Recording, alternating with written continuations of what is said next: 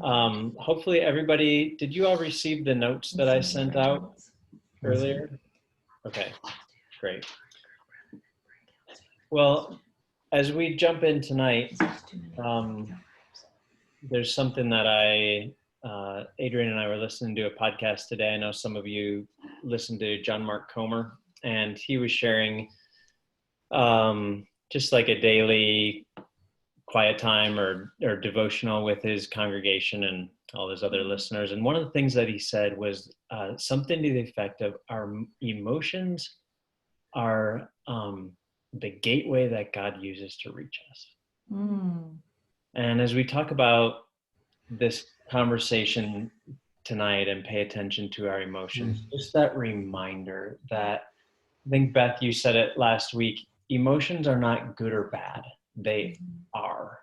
They're real, and one of the things that God's trying to do in us is help us pay attention to him, and the gateway into that is through what's happening inside of us. And so Dave and Beth, thank you again so much for guiding us in this really important conversation, and we're so grateful to have you with us. And let me pray for us, and then we'll hand it over to you guys. That's great. Well, Lord, when I heard those words this morning, it was riveting, because I thought about how I experience you through laughter. And I thought about how I experience you through joy. And about how in those moments when I'm anxious or afraid or sad, that I remember how much I need you. And you seem to have our attention most when we are most in tune with what's happening in our hearts. And so may we be people who are awake and alive and fully present with what's going on in our inner world. And I pray that tonight would be an important tool to help us to tap into that. Thank you for the way that you tap into us. In Jesus' name, amen. Amen. Thank you, Jeff. Yeah. Well, welcome everyone. It's great to be with you again. As Beth and I prepared this afternoon, we did a little run through. And so we had tornado alarms going on in the background. We had a fan in the room with us just to practice, so that we'd be ready no matter what, that we would be undistracted. But we felt like we put you all in danger last week. We just kind of powered through, and but we're all adults and we take care of ourselves, right? Well, we had a great time last week, and last week we gave you a chance to consider a couple of things. First, we asked you to consider how your attitudes toward feelings and emotions have been shaped by your family of origin, and even invited you to have some conversations with one another within your families or friends about that important topic, that we don't come into this just, it's not book knowledge, but we learn about emotions from our family of origins. And the second thing we looked at, we introduced you to a number of truths about feelings and emotions, similar to what Jeff even just shared, that may have been somewhat new to you. And in some ways, I hope that there's a greater valuing of this rich aspect of the human experience called our emotional life, as we considered some of those truths together. So here's a question we want to throw out there to get started. As you, and I know there's been 7 days in between last week, but as you think about last week, what's the one thing that stuck with you from last week? What's the one thing that stuck with you from last week? And so take a minute and think about that, and then just write it in the chat. Let's see what emerges here.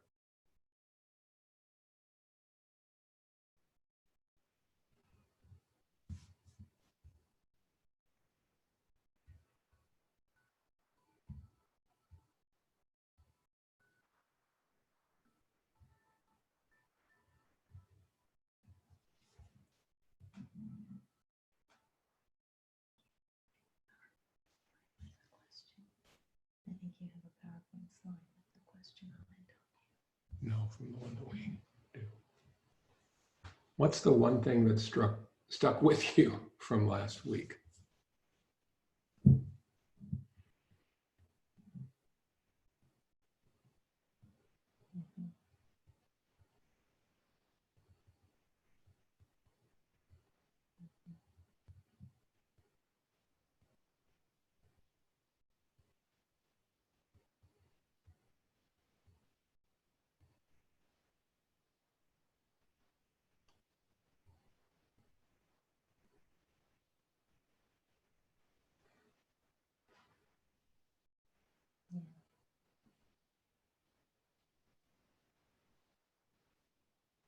They were paying attention. Mm-hmm.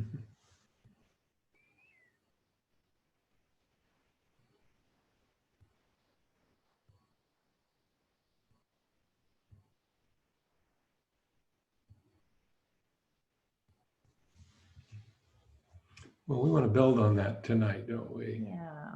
Because sometimes our emotions can trip us up, and knowing what to do with them kind of in the heat of our life's experience is part of the challenge. Mm-hmm. Yeah, so if you want to think about what we want to cover tonight, it has a lot to do with what you have responded to in terms of what's kind of stuck with you. I think I made the comment that one of the reasons why we feel so overwhelmed by emotions is because we know what it's like for them to be our master. We know what it is like to be overtaken by some really strong emotion and to feel like you don't know what to do with it. And so this evening we want to talk about, if you want to consider this term, it's really how we regulate our emotions, but essentially how we keep from allowing the emotions to be our master, while at the same time really paying attention to what we're feeling and the commentary that's associated with what we're feeling. All right.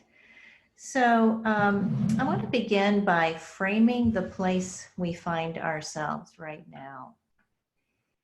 We've experienced a big disruption.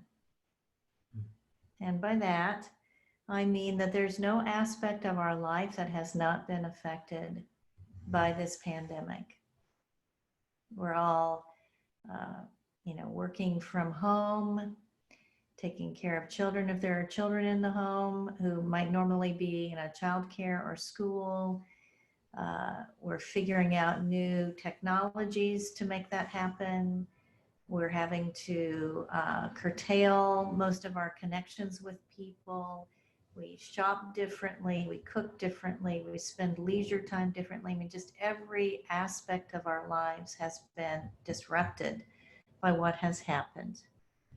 And here's the thing. We are most easily at our best when we live out of the flow of our true self in Christ. We are most easily at our best when we live out of the flow of our true self in Christ. Let me tell you what I mean by that. So when you think about living out of the flow of your true self, picture John 15. Jesus says, I am the vine and you are the branches. And if you abide in me and I abide in you, you will bear much fruit. For apart from me, you can do nothing. And it really is a picture of the Christ-like life flowing through us, through our true essence, and allowing us to live out of that essence in the world in a fruitful way. So we're at our best when we live out of the flow of our true self in Christ. And when I think about flow, I'm going to use this definition and tell you where it came from in a little bit. But think about flow as when I am living freely, when I am loving, when I am open, and when I am living with God or toward God. So that's flow. It's another word that we might use for something you perhaps have heard about called consolation. And in fact, I remember a couple of years ago, I spoke at Common Ground during a Sunday service and talked about consolation and desolation. So consolation is a life oriented toward God or with God. So we're at our best when we're living in the flow of our true self in Christ, when we're in consolation. But here's the thing. That flow is interrupted through a disruption. This disruption causes us to destabilize, and our emotions and feelings, our thoughts and commentary, and our energy and drives get all kicked up because of this disruption, the kind of disruption I just described earlier related to the pandemic. So we become unstable. And you might think about, you've probably heard before, we have a part of the brain called the amygdala. And it's our primitive part of our brain that causes us in danger to either fight, flee, or freeze. And so in really significant disruptions, our amygdala takes over. And sometimes we call it being hijacked. And that's what happens when we're hijacked by our emotions and they begin to be our master. So there is a pivotal moment when we're living in the flow and we experience this disruption. There's this pivotal moment when we can stop or slow things down and slow our reactions down so that we can become aware of what's going on inside us in order to return to flow. Or we can do something else. We can slide down what we might call the slippery slope and activate what I would call our false self strategies, or emotional programs for happiness is what Thomas Keating calls them, that we've had in place since childhood. Those patterns that we've adopted that have enabled us to make life work for ourselves. So we're in the flow, that flow is disrupted. There's a pivotal moment when we have a choice to make. We can either slow things down and begin to pay attention to what's going on, or we can just fall into that pattern of sliding down the slippery slope and engaging those strategies that we've used since childhood. So that's a little theoretical. Let me illustrate from my own life. So this big disruption called the coronavirus strikes. And I can remember when we first began to shelter at home, shelter in place, it felt very far away. I didn't know a soul that was affected by it. We were watching the news so that we knew kind of what was going on, but I felt calm. I felt confident that it was not going to affect me or our family, hopefully, if we'd be diligent, which we plan to do. I felt really a great sense of confidence and peace until I got the third phone call of maybe in 3 days in a row, so a phone call each day, from the Indianapolis Public Schools. Now, I'm on a call list for my grandchildren, Brent and Laura Borum's kids. Some of you know them. And so I get the phone calls too, just in case I need to be contacted because they're not available. So I get this third phone call. It's from the superintendent. And for whatever reason, I'm listening to it. And all of a sudden, I start to feel inside me what I call the jitters. There was something about the quality of her voice and the seriousness of what she was saying that I remember feeling inside myself, this rising sense of agitation and anxiety, and this kind of unrelenting sense of impending doom. Like there is this big shoe and it's getting ready to drop out of the sky. And then my mind got really active and I began to worry about my kids. Are they being careful? Are they really taking this seriously enough? And then I started to worry about my grandchildren and are they going to be safe? And then I thought about my parents-in-law who are in their late 80s and are we going to be able to protect them and take care of them and keep them safe? And can we keep ourselves safe? Will we be okay when we get this awful virus? Were you at the top of the slippery slope? Or No, I was heading down the slippery slope. It was sort of like that. I was skiing at this point. And then I started to notice some actions that I was taking. So I was feeling a lot of anxiety and the jitters. I was having these kind of obsessive compulsive thoughts. And then I started to text my kids a lot. And of course, when I would read something about the coronavirus that I thought was particularly helpful for them to know, I would text them that. And I know that they really appreciated it. I'm sure they did. Yeah, they told me. They told me how Yeah, much they they appreciate it. told me by their silence, non-response. But I got all whipped up. I wanted to connect and make sure everybody was doing okay. And then I organized a family chat on Zoom so we could touch base with one another. But I just felt so consumed by this need to connect. So what was going on? Well, this disruption interrupted the flow of me living out of that really good, solid, wholesome place within myself from my true essence in Christ. This disruption activated my false self strategies of codependency. So that's where I go. I need you to need me, so you can need me and I need you, and that's the back and forth. I develop these ties of codependence with my kids especially, and with other intimate relationships. So staying connected to my family for fear of losing closeness to them, to my false self, that feels like the potential for death. So all of this disruption interrupted the flow of living out of my best self and invited me or tripped me up so that I went down that slippery slope and just activated all those strategies I've used from a very young age to make my life work.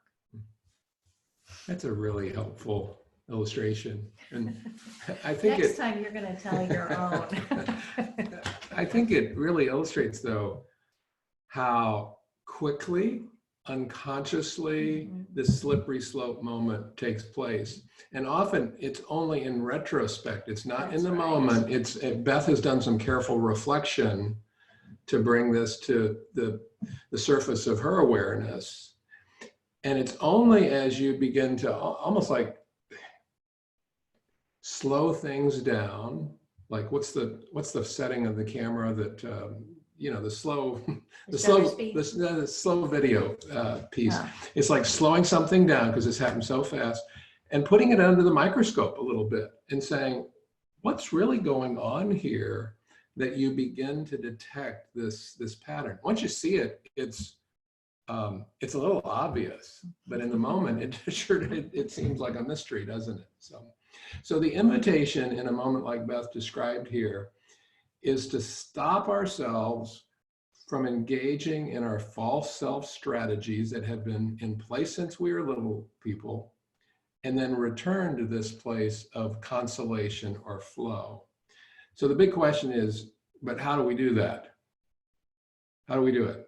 How do we stop ourselves and refrain from going down that slippery slope? So tonight, we want to look at basically two questions. How can we return to and live in flow, the flow of our true self? So there's this movement that we need to become proficient in, of returning to flow. And then also, how do we stop ourselves and refrain from going down the slippery slope? So we're going to look at those two questions now. Yeah. So we're going to put up on the screen a diagram, the flow diagram, and you should have a copy of this also in your notes that Jeff sent you. All right, so I just want to walk you through this diagram, and I'll mention that this is a chart that I created after I read a wonderful book called The Spiritual Rhythms of the Enneagram by Adele and Doug Calhoun and Claire and Scott Lowridge. And they introduced these two concepts of flow and stop. And so as I was reading them and they were describing the interactions between the two, I started to see this picture in my mind, and this was the picture, and Emma, who helps us with our communications, created it for me. So I think she did a lovely job.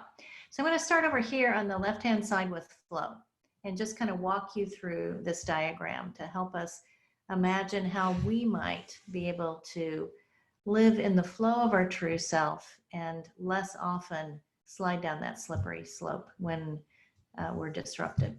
So again, flow represents, and this is their definition, being free, loving, open, and living with God. I mean, I want you to just think about that definition right now and feel what it feels like in your body when you live in flow. You know what it's like, don't you?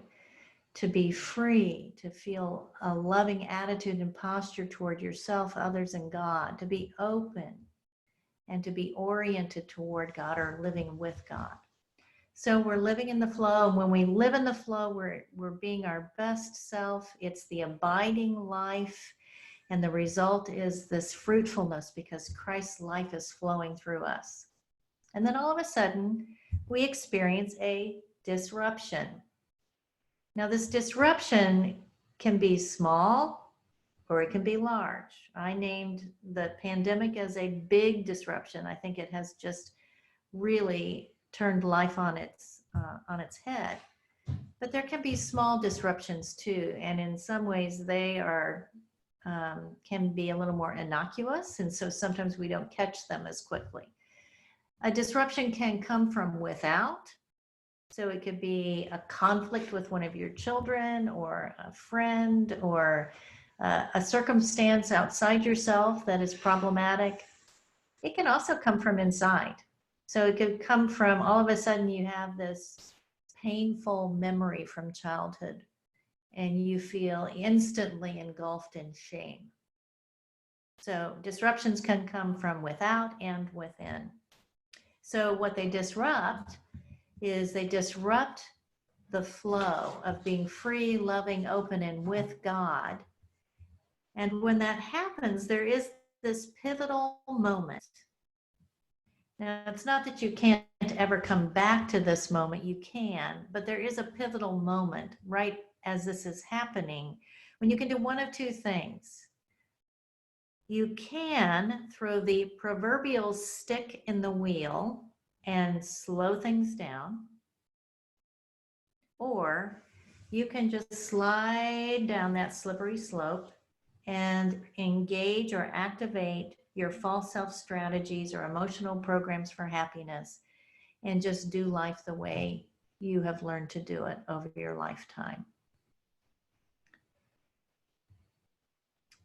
So if you are able to slow things down and place that proverbial stick in the wheel, then you can begin to engage with this acrostic stop. And it's just a way of thinking about a process that we can actually lead ourselves through that helps us to pay attention to what's going on in here. All right. So we're going to walk through the elements of stop here.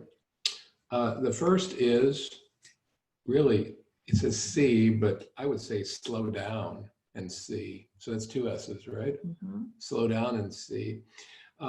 Slowing down's key. Slowing down is the stick in the wheel, okay? We don't have a stick, really, do we? Slowing down is the movement that helps us interrupt the disruption before we go down the slippery slope. And I don't know if you ever noticed, have you ever noticed how much you miss when you're driving a car down the street and then maybe later you ride your bike down that street and you start to know some features, and then you actually walk down that street leisurely, you notice so much more. And so the slippery slope is kind of like driving through this. The stick in the wheel is more like, I'm going to get off on my bike, I'm going to get out of the car, and I'm going to kind of walk into this. Okay, so slowing down is key. Until we put down the brakes, it's almost guaranteed that we're going to go down that hill. It's the familiar path. It is so well worn that we don't even see an alternative path. Mm-hmm. It's just the way we go. Yeah, that's really true. Yeah, it feels so familiar and natural to us. So that's the need to slow down, S. And then T, we remind ourselves to ask a question. And the question is, what's being triggered or what was triggered? You know what I mean by triggered? What is it that's upsetting me right now? Or what about this disruption? What is it disturbing within me? It's disturbing my homeostasis or my equilibrium, but what specifically is this? So I have given you 3 particular areas that you could think about. They're identified as 3 of the most basic human needs we have. And honestly, they are legitimate needs. And so one of those is the one that we have most identified with. In our growing up years, we decided that the key to happiness for me is going to be this particular need being met. And so what happens is we attach to that need in sort of a compulsive way, and we try to get that need met more than the others. We want all of them met, but there's one in particular that's generally probably the one that trips us up the most. So you say, what's being triggered right now? Is it the loss of affection and esteem? Is that what I'm feeling? That loss of connection, maybe relationally?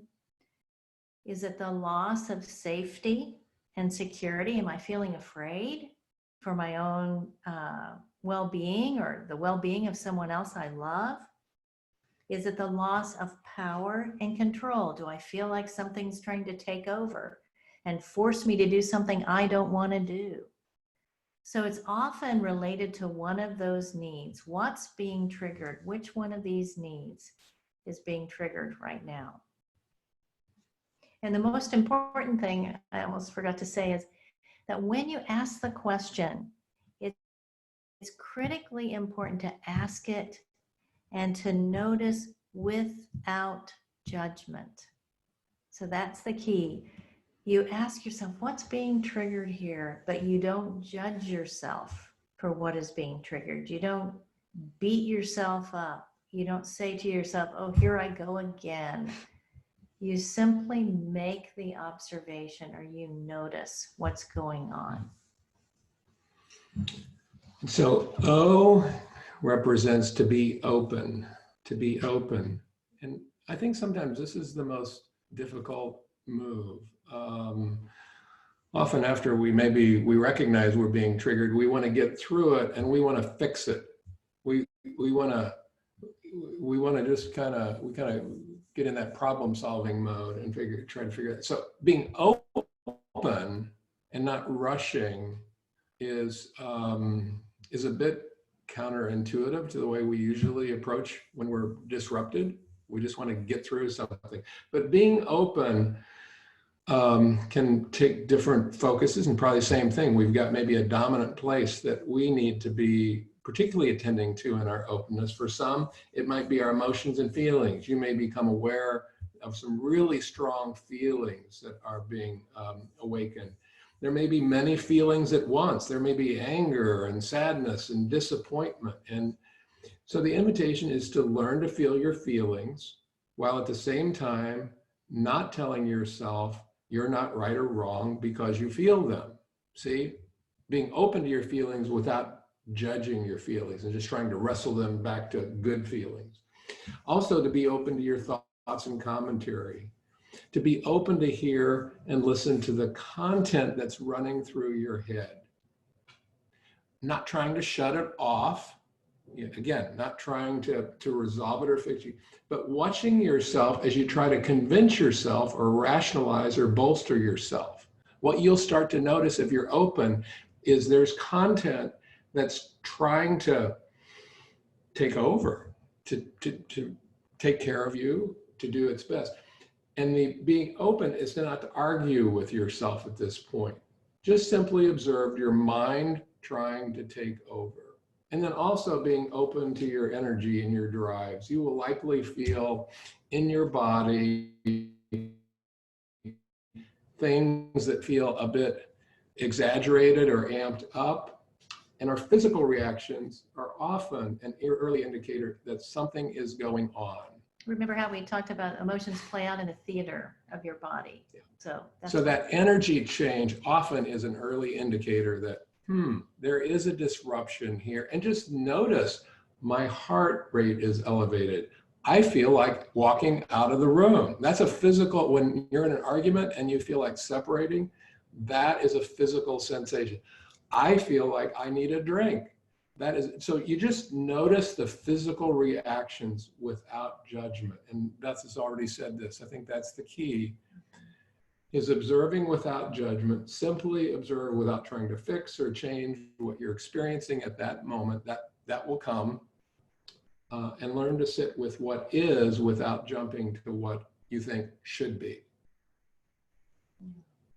So S is C, slow down and see. T is ask the question, what's being triggered. O is open your emotions, open to your emotions and feelings. What am I feeling? To your thoughts and commentary, to those energies and drives within you. And then the last letter is P. Return to being present. Actually, you're being present all the way through this process, but just consciously make sure that you're living in the present moment and being present to yourself, to God, and to others. And then as you do that, you're able to return once again to flow, to be free, loving, open, and living with God.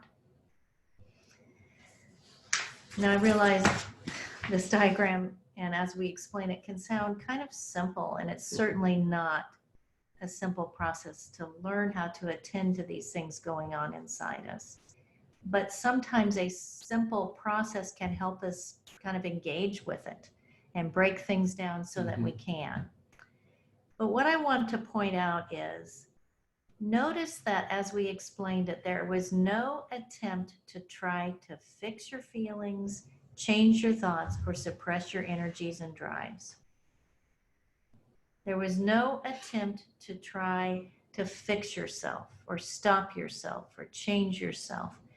The invitation is simply to bear witness to what's going on inside you without judgment, to notice it, and to be hospitable. I think we talked about that last week, to be hospitable to that feeling of shame you're feeling right now, instead of beating yourself up or giving into it, caving to it. So we talked about emotions make terrible masters, but important messengers. And the only way that they can become a good messenger is when we are able to detach from them and see them for what they are.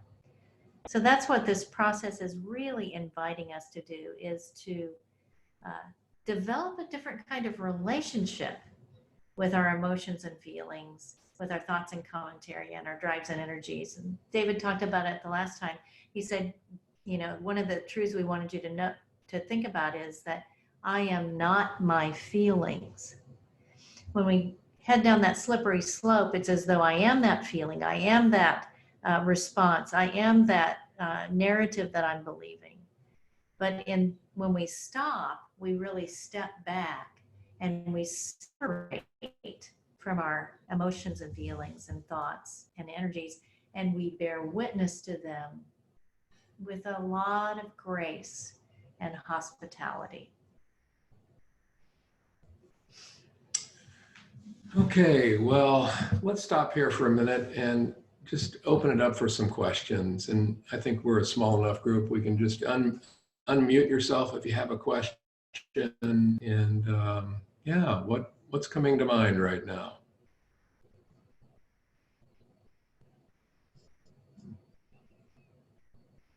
And we've been known to call on people if you don't know. Can you talk a little bit to what actions you do take during this time? Because if you're trying to make a change to get back into flow, at some point you have to act on it. So what's kind of a healthy spiritual way to do that?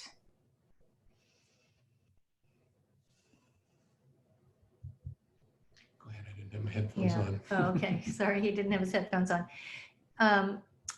So definitely actions you'll need to engage with your doing at some point. But I think the key to this process is that you learn how to be still in this moment so that you can bear witness to these different things that are going on inside you. And then as you return to flow, I think the right actions become more obvious. So let me give you an example from the example I shared about myself and how whipped up I got, and how that, I headed down the slippery slope of codependency and kind of, compulsively texting my kids and being a mother hen and trying to take care of them. So once I realized and I noticed all of this energy inside me and these actions, and I slowed down and I reflected on it, then I was able to determine what is an appropriate action that is really caring for my kids, but not over caring. I mean, if I can be honest, there's kind of that's a bit subtle sometimes. It's not always easy, but I think once I return to flow, then I can tell when an action seems like it's coming out of health versus when it's coming out of that anxiety and being that frenetic action. Does that make sense, Heidi? Yeah. I don't think I could say, here's the action you'll have to take, but I think you will know the action once you return to flow. And the action will feel, it won't feel like you're pushing the river. It will feel like you are choosing a good action, a right action. Okay. So it really comes after the return to flow, then you make a change if you need to. Okay. Yes, yes, definitely. Yeah, I think part of this is really coming to some stillness. So in a way, you don't want to be doing a lot. You want to be still. And, by the way, this can take literally 30 seconds, or it might take 3 hours. It depends on the disruption and how worked up you got, or even how comfortable you are with sitting with these things. But as we become more proficient, we can slow ourselves down and like begin to say, oh, I can tell what's going on here. And then as we return to flow, then we know how to move back into a more active posture. Okay. Thank you. If I could jump in on that, couple like just practical things, Heidi, I think in the moment. One is, for some people, journaling is a helpful way to physically process what I'm feeling, what I'm thinking, what's actually truth about this situation. And then another thing that I've found really important for me, because I will, on my own, I'll do the obsessive compulsive, the slippery slope for me is like the spiral. And that spiral is strong and it goes deep. And I usually need some friends or a spiritual director to throw me a rope and kind of help pull me out of there. So those would be two practical tools that I think help us to stop, journaling or meeting with a friend or spiritual director. Thanks, Jeff. That was really helpful. I might have even misunderstood that question. I think you answered that really well. What else? What other questions?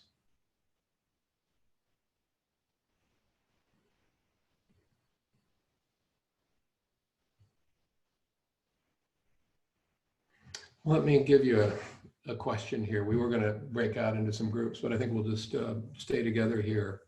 What aspect of this diagram seems most relevant to you right now? As you consider kind of where you are in life, what are you most drawn to for yourself in this diagram right now?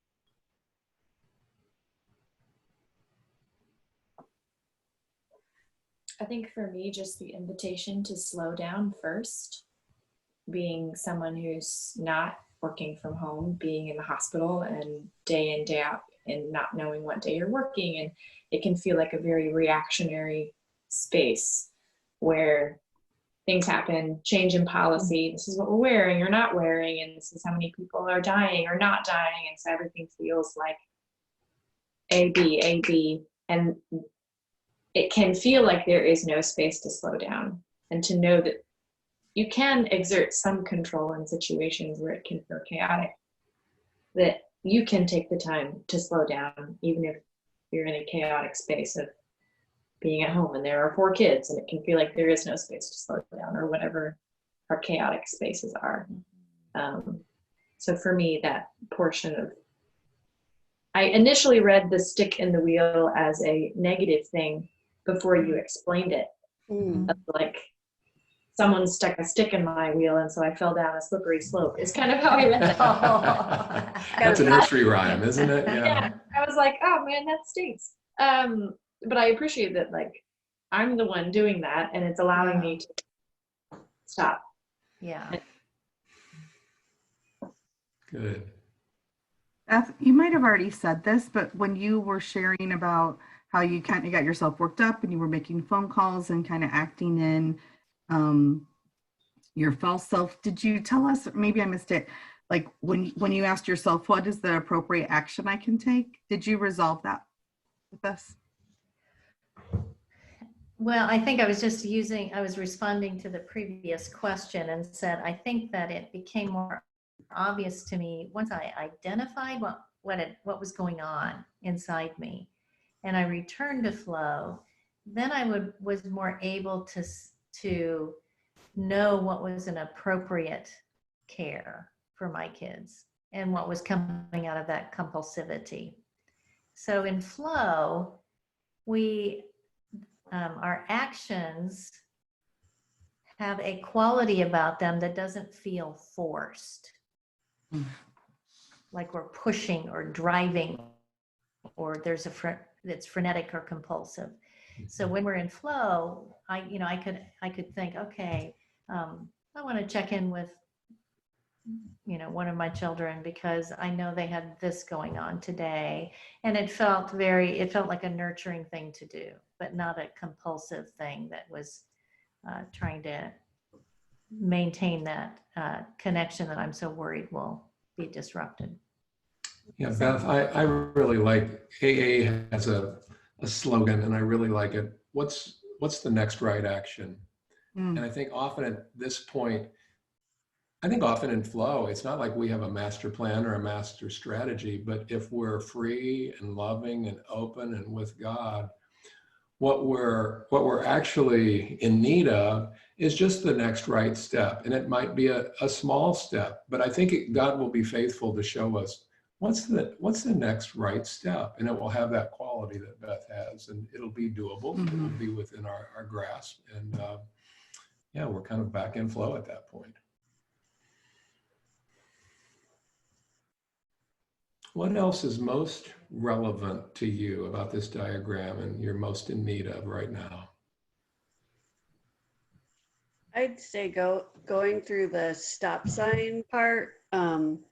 Like Johanna, I also work in a hospital and everything's always changing, and I like being able to plan and knowing from day to day which patients I'm seeing and what I'm doing with them. And I've just felt very, like, always feeling unbalanced, I guess, no matter whether, I was worrying about my parents going out and not believing the stay at home, or am I at work and I just don't know what type of patients. I'm not going to see the normal situation. And I like the stop sign because I think I was unknowingly working my way through this, listening to your 29-minute video from last week. Because something you said in it, I thought, what I need to do is stop looking at how different my life is right now and how kind of scary and unknown everything is right now. But just as a therapist, they're always worried about your productivity, like how much time you're clocked in versus how much time you're with patients. And right now, no one really cares. And I have all this time to actually do like research and studying information and sitting in on kind of just different information they offer at work. But in a normal day, I don't have that type of time. Mm. So it was while listening to your video that I was like, okay, so what's the good way I'm going to try to look at this time at work? So I think Mm. for me, it was the working through it and deciding how I'm going to look at this time, if that makes sense. Mhm. It does. Yeah. Yeah. Yeah. I think this moment is a bit of a laboratory for all of us if we'll pay attention to it. Like Beth said, we are in the middle of a disturbance that's not of our creation. We're not going to be able to get a pass or kind of manufacture our way out of this. And so if we're willing, it's a great learning opportunity for us to pay attention over and over and over again in the midst of this, of how do we do this? Yeah. And I would say too, if I can urge you, is to be very, very gracious with yourself, especially right now, because this is an incredibly difficult time on all of us. And I don't think we can even measure how difficult it is, how much we are feeling. There's a collective sadness, anxiety, disruption that we all feel. So be very, very gracious. And what we're introducing to you is something that none of us are going to ever practice well all the time, and probably not even most of the time. But we can always go back to it, even after we've gone down the slippery slope, which we'll probably do more often than not. We can slow down and stop ourselves and go through that whole process again and pay attention to what's going on the inside. And that's the key to helping us not allow emotions and feelings to be our masters, but to be important messengers. Mhm. So I'm going to end with just 3 comments that I hope will help you to appreciate what is really valuable about learning how to do this kind of thing. We might describe this flow stop exercise as a spiritual practice of mindfulness. And I love this definition from Adam Young, who has a great podcast called The Place We Find Ourselves. It's on your notes. But he says mindfulness is paying attention on purpose to what's happening in the present moment without judgment. And the more mindful we can become, the more we can live with presence and we can live in flow. We also might describe this flow stop exercise as a spiritual practice for learning how to live from the inside out. I think I talked about that last week too. That as we become more familiar with and honest about and able to name what's going on the inside, then our insides and our outsides can match. And that's a really important thing because that's called integrity. That's called wholeness, when the inside of me matches the outside. And then finally, we might describe this flow stop exercise as a spiritual practice for learning how life becomes prayer and prayer becomes life. Because you see, prayer is really that moment when we open to God in whatever space we're in, whatever is going on. And the only place we can open to God is in the present moment and in reality, the reality of this present moment. And so it teaches us how to live this life of prayer so that our life is prayer and prayer is our life. And that's a beautiful thing. That's how I want to live, and I trust and hope that you do as well. We've also provided a journaling exercise for you. So if you get some time in the next few days, we'd encourage you just to engage with this. Like Jeff said, journaling can be a spiritual practice that helps you. For me, it really helps me to mine the experience, that there's a lot more in there, and to kind of get to it so that I can kind of look to it and be open to it. Sometimes I'm not open to it because I'm sitting in judgment and I don't want to pay attention to it. So journaling helps me to bring it to the surface, and then, God willing, have a gracious, gentle posture toward it. So take advantage of that if you can. It's great to be with everybody again tonight, and glad we didn't have a storm and we could be a little more relaxed. Yeah, and so next week, just as a heads up, we're going to be talking about lament, actually how to engage in a prayer of lament, and then we'll also talk about empathy. So look forward to being together one more time and sharing some thoughts and hearing from you. Dave and Beth, thank you so much. Just to highlight, the journaling exercise is on 3A in your notes. So encourage you to do that. I was telling Jim Matthias after last week's session, this material is so helpful and so rich. I remember last week, Melissa Larkham said something like, "Can you say that again? That's next level." And so much of this feels like, man, this is a next level deeper into my heart that I need to really pay attention to.